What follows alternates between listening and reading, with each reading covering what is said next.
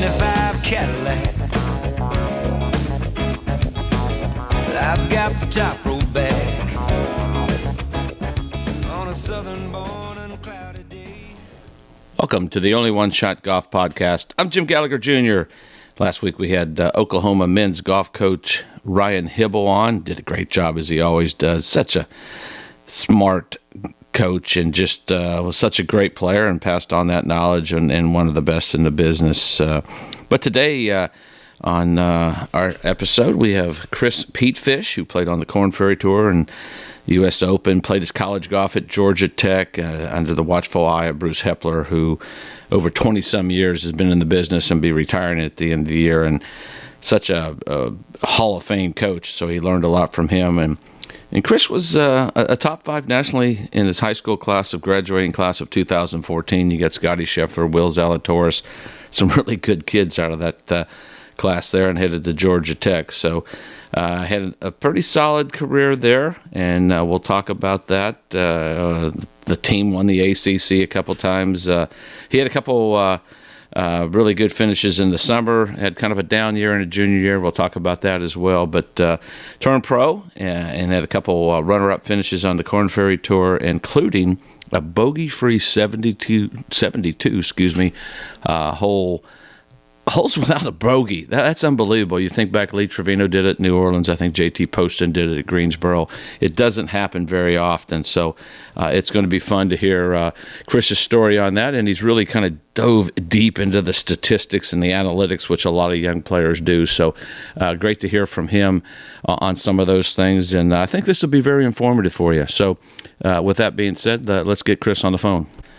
Well, got Chris Petefish on the phone. Chris, I appreciate you spending some time with us today. Yeah, thanks for having me. It's quite a journey. Tell us how you kind of got started. Everybody likes to know, want to get to know our guests. How did you get started? I know family's a big part of that. How did you get started in golf? And kind of give us a little background on that. Yeah, I grew up in Northern California in the Bay Area. A lot of great golfers that came out of there during my time in junior golf.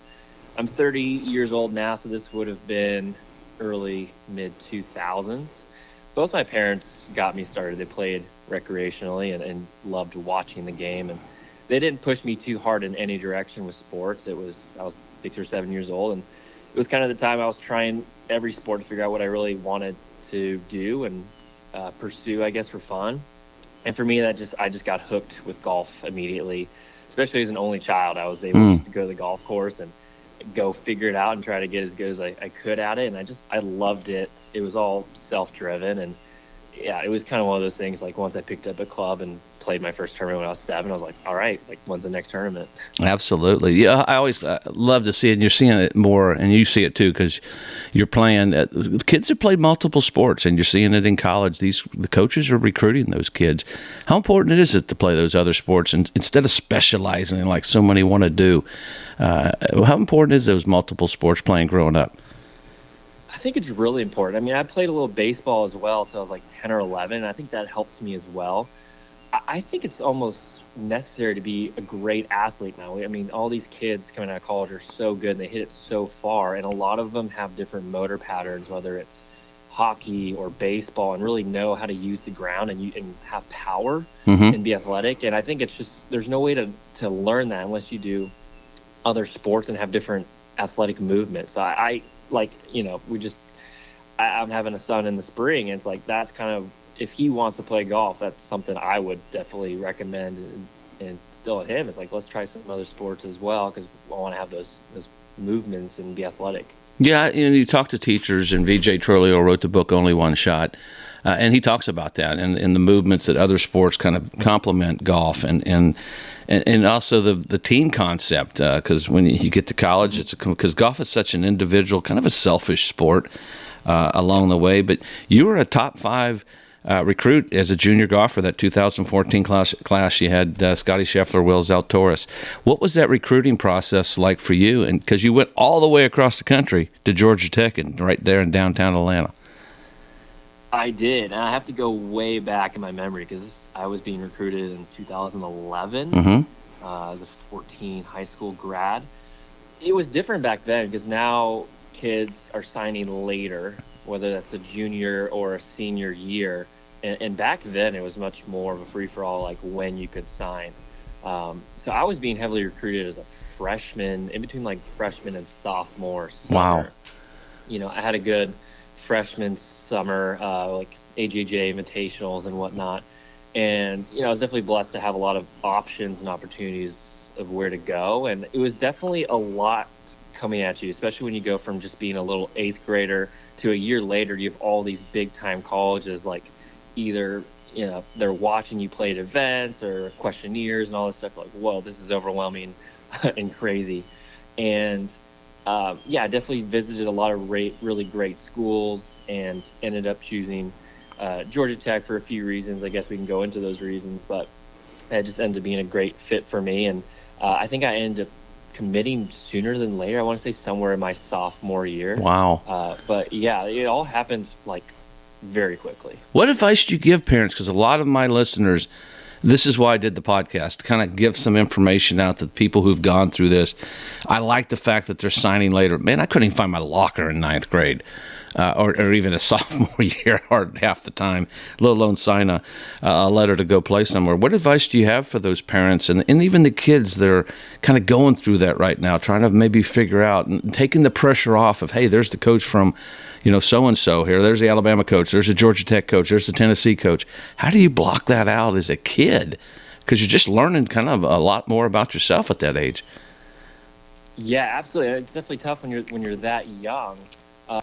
I would say, like, really take your time and understand what you want, even out of a program itself. Like, what are, sometimes when you go on these visits, I think it's really good to ask the kids themselves, like, hey, what is it like? What is your day-to-day like?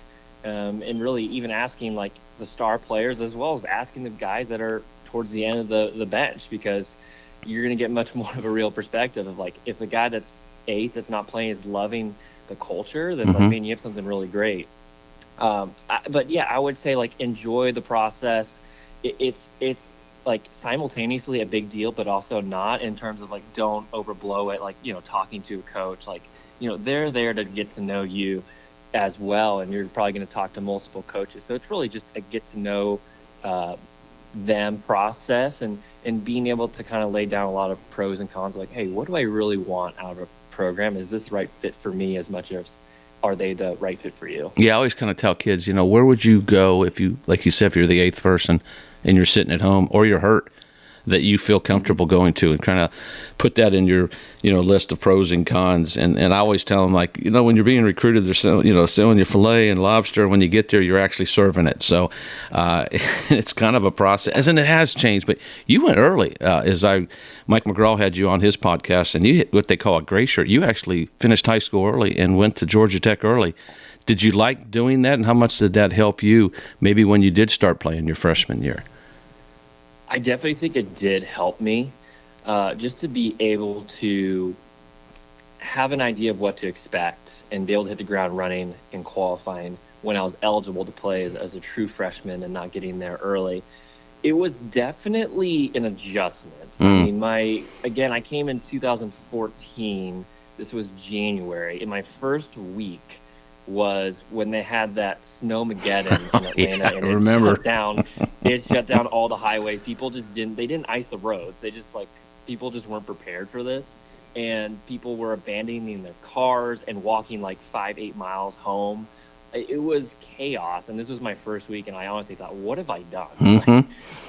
Like, this is crazy. I showed up to school with 2 pairs of pants from California. I basically played golf in a dome. And now it's snowing and blizzarding. And I'm like, oh my gosh, the demands of school were definitely rigorous. So I definitely would just had to be thrown into the fire at the beginning, but it definitely helped me just to have that experience, so I could get that culture shock out of the way, to then, play a lot my freshman year and then help the team.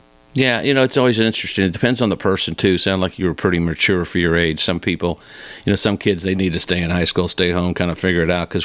But I think they also, the side of it, like you said, when you get there, that it's not such a shock. Because I remember when I went to Knoxville the first week, I was lost as a goose. I didn't know anybody on the team. I'm in 7 or 8 hours from home, and I grew up in Indiana. And of course, the weather was better in Knoxville than Indiana. but it was big. I mean, 25,000 students. You're basically in town. It's overwhelming, and it takes a little while to make that adjustment. The golf part's the easy part. Juggling the academics and all that. But you played for Hall of Fame coach Bruce Hepler, and he's just one of the best. He's retiring, I saw at the end of the year. I know he was a big influence. But what'd you learn from him, playing under him? Because you all had some great teams while you were there. We did have a lot of great teams. I was able to have 3 ACC rings with the guys. Wow. The first one was when I was gray shirting, so I was a part of the team, but I wasn't playing in the event. But still, like, awesome success, incredible program. And I think the biggest thing from Coach Hepler is just creating an environment that was very competitive and where you had to earn. You just had to earn it, whether it was playing on the team itself or competing in the classroom. Like, you just had to learn to be self-sufficient. And it just fostered an environment that was tough but fair. And it really helped me kind of grow up and be accountable for how was I going to get better and not make excuses.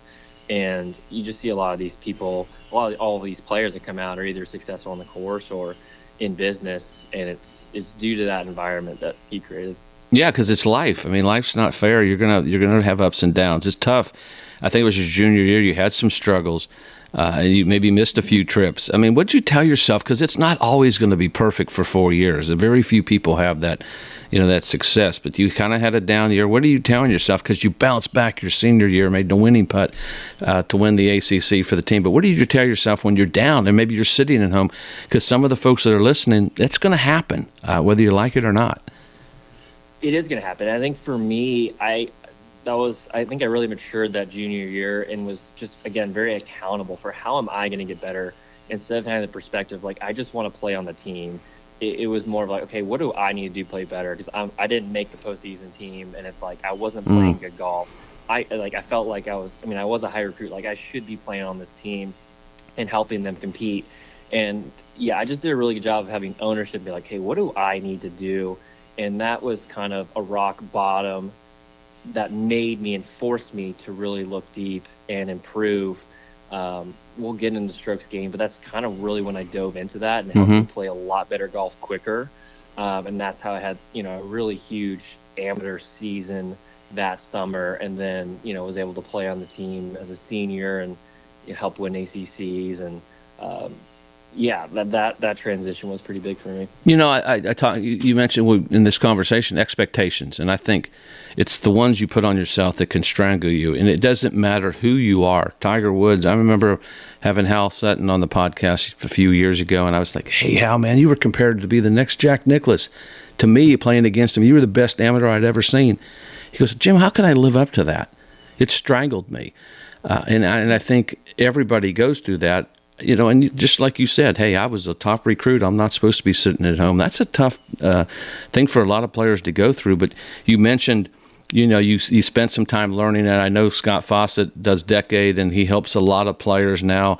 You kind of dove into that, and then we'll get into the course of action, what your family has there. But, I think that helps so many young people kind of have a game plan. And I think analytics is a big part of where we are now. Now, guys of my age, they probably would say, yeah, we already do some of those things. But how important is that for some of these young players, and what are they doing using analytics?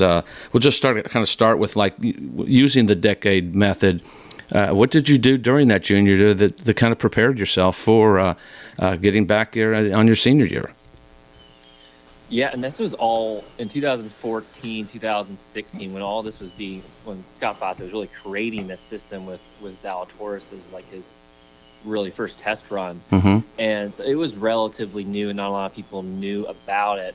And I was just always very good with statistics. I love numbers and understanding like why things are the way they are, whether it's sports or business.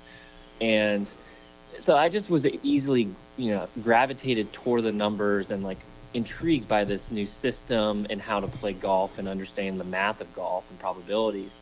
And so I really just dove into that system and understanding more about my golf game and like, okay, why am I struggling exactly? How can I change my perspective on the golf course of like, how do I strategically play or practice?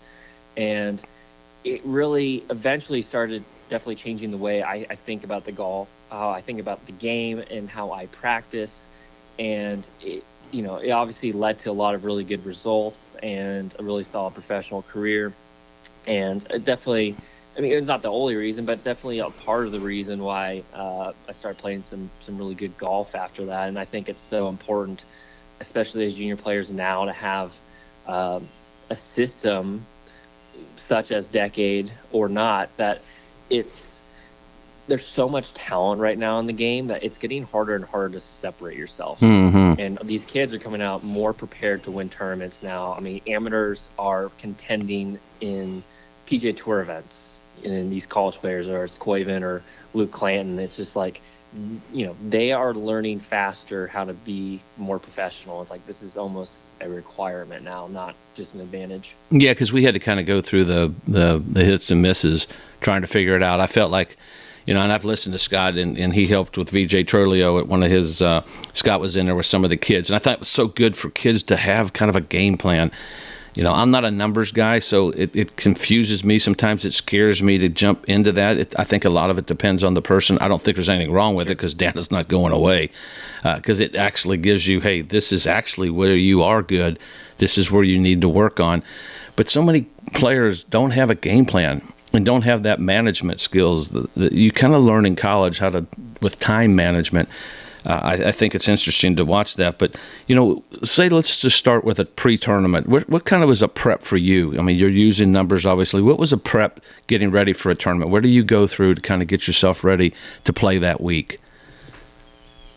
Yeah, I would say, again, I'm using like my data, my strokes gained information to say, okay, first of all, like, what is the engine of my game? Like, how am I going to play my best golf? So it's really that knowledge and understanding, and then implementing in that practice. I think a good example is like Scotty Scheffler. And this example has to go with like not obsessing over the weakness of your game, but also maintaining your strength. And there was that time where Scotty was definitely struggling with the putter, and his iron play and tee green was so good. Like, he was going to finish in the top 10, but he just was finishing with a lot of frustrating, like 5th, 8th, 7th places, because he was not making putts. And I think the example there is like why you have to maintain that strength. Imagine if Scotty just obsessed over putting to the point where it's like, okay, he has a marginal gain in his strokes gained putting, but now he's losing the superpower of his overall game in iron play, because he's just kind of abandoned it because he's obsessing over his putting. That's the kind of little stuff that you have to really have awareness over, of like, oh, so Scotty's engine of his game is his iron play. He's a generational iron player. Like, we need to maintain that strength while, okay, he's working on his putting, increasing, getting better marginally at it over time, which is exactly what he's done for the last 2 years. He's done it perfectly. And that way he's been able to have that incredibly high floor, and you can kind of have that same mentality, whether you're Scotty or you're a 5-7 handicap. Like, hey, where is the strength of my game? I'm going to maintain that in the way I practice, and just start to chip away at the weaknesses. Yeah, I mean, there's another thing we throw in there when I watch players, especially in match play. Of course, college game is in match play now to win the championship. Something VJ Trolio kind of taught me that I never even thought about. Everybody has a pre-shot routine. He actually timed my pre-shot routine and showed me when I hit good shots that was nearly to the point whatever second. How important is a pre-shot routine? It doesn't have to be long. I'm not trying to advocate for slow play. But how important, especially under pressure, is that pre-shot routine, or the process, as we like to say? How important is that for you and for a lot of our listeners? No, that's a great point. I'm glad you talked about it. That's something I harp on a lot, is that routine, because a lot of poor decisions and poor swings come from an emotional place of, oh, I'm worried about this coach. Coach Helpler's watching me right now. Like, if I hit this great shot, I might get recruited, or, hey, I need to birdie 2 of the last 4 holes to make the cut line in the Korn Ferry. Like, a great example would be Rory and his routine at the U.S. Open in 2024 at Pinehurst. It's a great study just to go back and watch that round, just to see his routine, because really the first 11, 12 holes, he would look at the hole 4 times every time on an approach shot, and he just looked very fluid and athletic, and there wasn't a lot of space for like Scott would say, wandering thoughts. And then the moment he makes his birdie putt, I believe on 12 to tie Bryson, the next tee shot, he literally takes twice as long to hit his tee shot on that drivable par 4. He takes 11 looks at the target, and it's just so obvious to see, like, what is he thinking about in there? Because he's taking an extra 10 to 12 seconds, and what he's thinking about is probably what is Live From going to talk about. Is he finally going to give him a break now he's gotten over this decade-long hump of winning a major? He's probably thinking about his daughter and his wife greeting him on the 18th green. Like, he's thinking about all that stuff other than the golf shot that's at hand. And so, like, being able to time and monitor your routine creates, not only are you going to play better golf, but it also creates that awareness of, like, oh, something's wrong and I'm thinking about the stuff I shouldn't be thinking about. Yeah, it's true, and I think that's something is when I'm calling shots or even on the golf course or calling holes, I look for that kind of change. Hey, look, he took an extra look there. He did this and that. He got out of the same thing he was doing. And I think when you look at match play, you're not really studying your opponent, but you can kind of tell when things get pressure. Or do they speed up? Like you said, did he take twice as many looks? And that's a great point. And when VJ did that with me, I was like, why are we timing this? He goes, look, bro, you're doing it subconsciously. This is what you do when you're on. So let's just practice that a little bit. And it made some sense because I took some time off. I kind of retired or semi-retired at 40 and did TV for a while before I turned 50. And it was hard to get back in to playing, just to have a basic routine. I think that was the toughest part for me, is trying to figure out, what makes me tick. When I'm playing well, I play with freedom. And that's what we all look for. And I think having that process, and then when people talk about the process, that's exactly what it is. Another thing, I know VJ works real hard with his players, is like shot dispersion patterns. It's kind of back to like the decade, or even what you're talking about, playing the smart shot. He works really hard with his players on that. Say you get pulling it one day or pushing it one day. I don't like to make changes, but I like to make adjustments. What would you be doing? I'm all right, I've pulled 4 shots in a row. Do you make an alignment change? What do you do to kind of change that or make that adjustment while you're even playing? Yeah, that's all the concept of aim, and I think it's a skill that is not talked about enough, definitely not practiced enough, to where you just can't expect to have your good rounds be when you're hitting exactly where you're looking or really, really close to that. And that's where that aim comes into play. It's like if you're able to hit, let's say 27 irons on the range, like ideally I want 10 of them left of the target and 10 of them right. Mm-hmm. And just because I'm trying to hit it straight, as someone like myself that hits a draw, I may need to like adjust my feet and my actual aim 3, 4, 5 yards right of that target to account for some of the shots I may overdraw. And that's why being aware of that before an event, maybe on the range of like a Tuesday or Wednesday before, we'll say like a Korn Ferry event, that's why that's really important. So you're not in the middle of the tournament trying to change your swing. You're able to go into the tournament and adjust your aim and actually truly play the game of golf without having to play perfect in order to go compete and contend. That's a great point, because, and this isn't about me, but at Memphis off of Zoysia, and I always hit a cut shot or a push fade or whatever you want to call it. It kind of fell right. Well, off the Zoysia and with the clubs I was actually playing at that time, I was hitting a draw on the range and in the Pro-Am. And so I had to kind of aim for that the whole week, which was totally against the way I played. But that's another example of making that adjustment, that this is what I'm doing. Sorry, this is a shot I have. I'll figure that out later, but this is what I got to go with. And I think that's a lot of the good players that are able to do that. But tell us a little bit about course of action and how you use strokes gained and the stats and the analytics, because I'm naive to the strokes gained. I understand the basic concept, but how do you, and then how, try to give us a little information on course of action that you and your family are working with.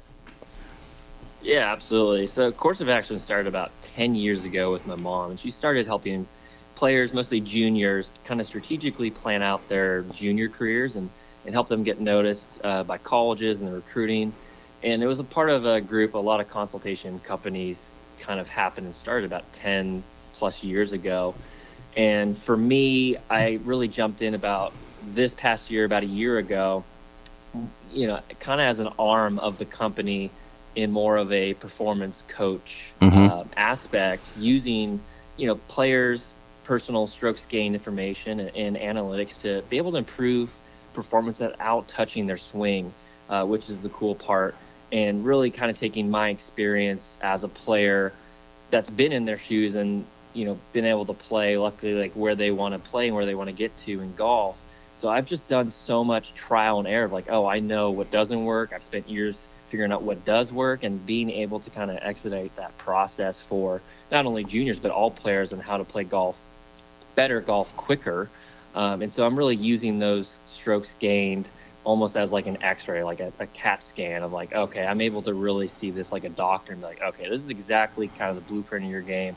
Here's how you're going to get better. Here's the areas we need to work on and how we're going to do it quickly. Is there a certain category you kind of, if you're just kind of the person out there listening, that they really kind of put more emphasis on, or is that more the strengths and weaknesses in your game by using the strokes gain categories? I can answer that two ways. I would say every player is very individual. I see all kinds. It's like a DNA. It's like a fingerprint. No two players are going to do it the same way. But I would say like iron play and approach play is the most important part that separates like great players from average. Just iron play indefinitely, just because of how the difference in the scoring with hitting greens versus not, and just how much easier it is to two putt from 30 feet than it is to get even up and down from 5 yards off the green. It's just like your up and down rates are, unless you're a top 10 short game player on the planet, like, the up and down rates are, good players are around 65% or something. So it's just like, and even 50 footers on tour are like 80% of the time that they're going to two putt. So it's just like, you just have to hit greens. And a lot of the stuff is, how do I avoid bogeys? And there's just many ways to do that, because there's so many categories of golf compared to other sports, that there's just many ways to kind of slice that. Yeah, I think people get all caught up in the proximity, and that stat kind of varies from where you're coming from, the slopes of the greens, the shot you're hitting in there. And we always have to be a little bit careful of that. Frank Nobilo pointed it out to me when we were doing TV. He said, just be careful on the proximity. It isn't always the truest gauge. And I thought that was a good point. How do you keep your students from not getting too bogged down in the analytics? Now, this is someone who played very much by feel and didn't, not that I'm scared of, we just didn't have those things. How do you keep your students from not getting too bogged down with all that information? Yeah, I feel like I'm good at taking the complicated and being able to simplify it for them. Whether I'm talking to guys that are 50 or people who are kids that are 15, 16 years old, like, I feel like I'm able to kind of break it down into simplified terms, like, oh, here's where you're specifically losing shots. Here's how we're going to get better, whether it's like a drill or something. I'm not trying to add too much to their plate. I'm trying to take the time that they would practice normally and replace it with more productive drills that'll kind of help, these specific key areas that they need help with, and being able to kind of teach them, here's the math of golf, and like, here's how this is happening.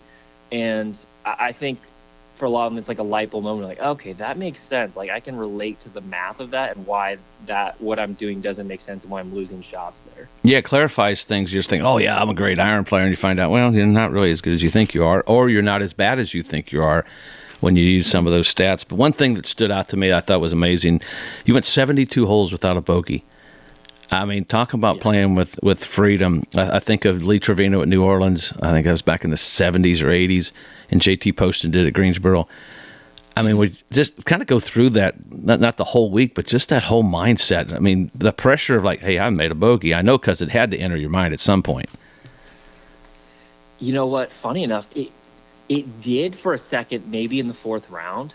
But at that point, I looked at a leaderboard like maybe 5-6 holes left to go, and I was like 1 or 2 shots back. And to me, then it just became about, making the right decision, staying present, and winning the golf tournament. I didn't care about the bogey-free thing. It was just like, okay, I got a chance to win this thing. Like, let's go do it. I think in order to go that many holes without a bogey, like, it takes a lot of skill. It definitely takes some luck for sure. You just think about all the tiny bounces of like, this drive ended up a foot in the fairway. If it ends up a foot in the rough, like, the chance of bogey just skyrockets, especially on a course that's very firm like Utah. And it was just kind of, I guess you could say it was the perfect game. Like I had a great mindset. I felt like I was in a flow state. I made great decisions, and I felt like I wasn't afraid to fail that week. I mean, I almost came in last the week before. It was really terrible golf in Chicago. And I can't say I came in with a ton of expectations, but I just had this mindset of like, if I fail, I'm going to do it with full confidence, and I'm just not going to be afraid to hit bad shots. It's kind of like you're describing the zone where every decision becomes easy. I think it's hard to describe it to people, but everything is just, hey, it's a 7-iron. You don't doubt it. It's amazing. You don't get in it often. Now, Tiger Woods was in it a lot, but I know he was.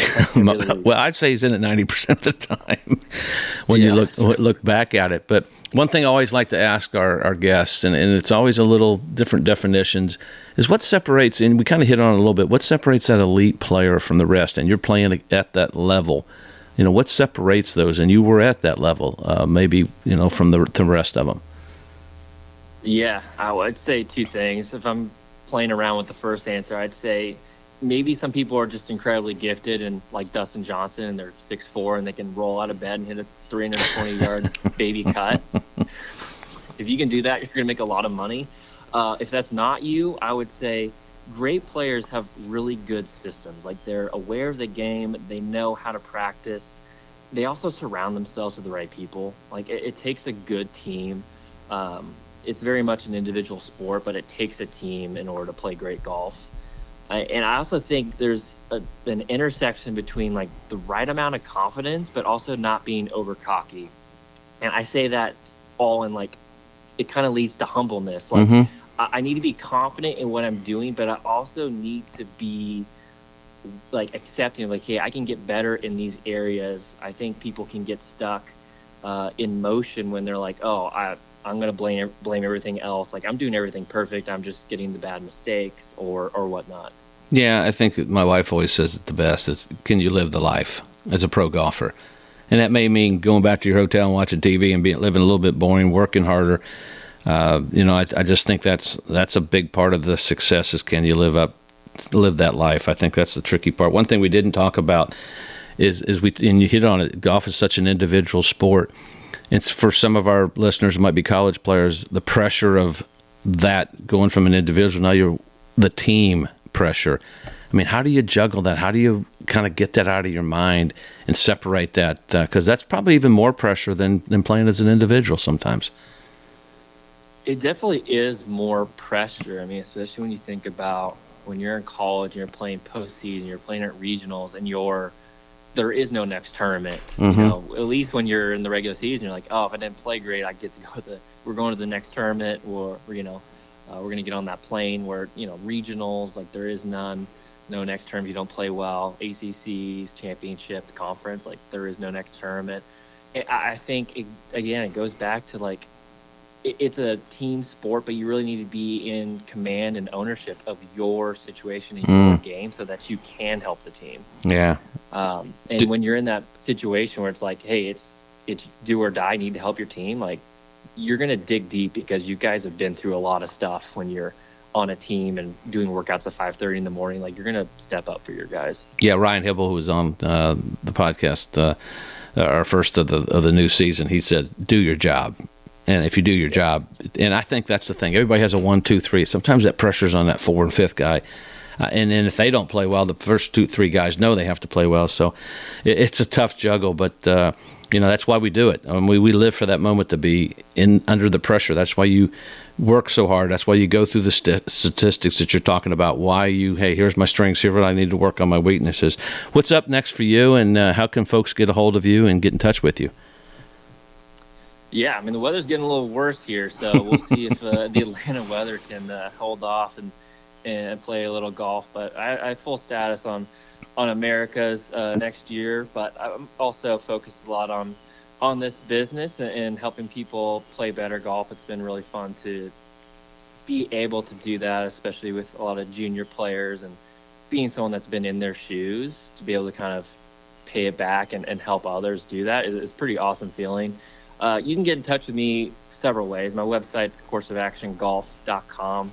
ChrisPetefish.com also goes to the same place. Any inquiries, you can email me at chris@courseofactiongolf.com, or I even am on Instagram at ChrisPeteFishGolf. So many ways to kind of get in touch, be able to work with me, and get to play some better golf. Yeah, this has been fun, and we talk about statistics. I'm not anti, but you look at the football, fourth down, and you think of somebody like Lane Kiffin. These guys look at the analytics. They look, hey, this is what's going to work. This is why we go for it on fourth down. So you can't hide from it. It's part of life, folks. But Chris, we appreciate you being with us. Good luck, and good luck with the baby in May. That's going to be an exciting time in your life, and hopefully our listeners get in touch with you. And I know you're enjoying the part where you are still playing, but you can also give back, because that's what it's all about. Yeah, absolutely. And it's been really fun to be on with you, and appreciate you having me. Well, we appreciate Chris being on there. That was fun. You always learn so much from different guests and their perspective on things and how they approach the game. I mean, the data and analytics is a part of our life, and it's a big part of golf now. All the sports, you think about it, as I mentioned there towards the end of the podcast, Lane Kiffin, he went on fourth down for this reason, or Coach Heupel goes for it on fourth down here. I mean, they do those things because the analytics say this is the better percentage, and I think using those stats and numbers, I think it gives players and people confidence. But we appreciate you being with us, and whether it's life or golf, you may have only one shot. Thanks to VJ Trolio, who's written the book Only One Shot. It is available at Amazon. He's put, I think, a new part out there, kind of added another chapter or two, so that's out there now. And Steve Azar, appreciate you, buddy, letting us use your music. Until next week, I'm Jim Gallagher, and have a great week. Fertile fields of flatlands and hills raised, bite anything, whatever a farmer can dream. Slug burger, shrimp boil, catfish fried up in oil. Oh, good gosh almighty, just a husk of hot tamale now.